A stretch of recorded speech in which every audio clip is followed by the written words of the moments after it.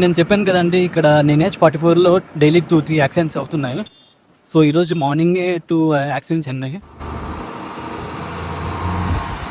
ఈ ట్రక్ వచ్చేసి మార్నింగ్ 9 గంటలకు యాక్సిడెంట్ అయిందంట. ఒక వెహికల్ని తప్పించడానికి పోయి తను వెళ్ళి డివైడర్ని గుద్దేశాడు. ఇంకా ఆ ట్రక్ నుంచి 1 కిలోమీటర్ డిస్టెన్స్లో ఇంకో యాక్సిడెంట్ జరిగింది. ఇక్కడ ప్యాకర్స్ అండ్ మూవర్స్ వెహికల్ అనుకుంటా. మొత్తం ఇంటి సామాన్లు ఉన్నాయి ఇక్కడ. యాక్సిడెంట్లో చాలా మందికి ఇంజురీస్ అయ్యాయని విన్నాను. ఒక పాపకి మాత్రం కండిషన్ చాలా క్రిటికల్గా ఉందంట.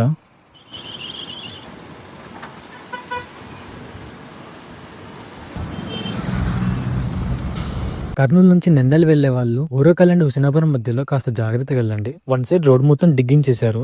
చాలా యాక్సిడెంట్ అవుతున్నాయి, చూసుకుని వెళ్ళాలి. ఇప్పుడు 9 बजे मतलब तुम ओवरटेक करे क्या? नहीं, हम जो हमारी करो पीछे हाँ साइकिल वाला है कि ये गाड़ी फिर होगा गाड़ी वाला कन्फ्यूज करे. अच्छा, गाड़ी वाला ओवरटेक करके तुम कन्फ्यूज करे. तुम डिवाइडर इसको ब्लॉक्स को मारे. तुम बीच में पड़े थे ना, इधर पड़े नहीं, बीच में पड़े थे.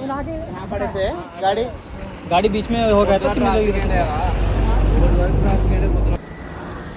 అతను ఏమంటున్నాడంటే ఆపోజిట్గా వచ్చే బైకర్ని తప్పించడానికి పోయి డ్రైవర్ డివైడర్ని గుద్దేశాడంట. అండ్ లారీ డ్రైవర్కి దెబ్బలు ఎక్కువ తగలడం వల్ల అతను హాస్పిటల్లో ఉన్నాడు. ఎస్టర్డే నేను అప్లోడ్ చేసిన వీడియో చూడండి, ఇక్కడ కింద క్లిక్ చేయండి. ఈ రూట్లో యాక్సిడెంట్స్ ఎందుకు అవుతున్నాయో క్లియర్గా చూపించాను. లేట్ అవుతుందని స్పీడ్గా వెళ్ళకండి. సేఫ్గా రీచ్ అవ్వడం ఇంపార్టెంట్. Please drive carefully.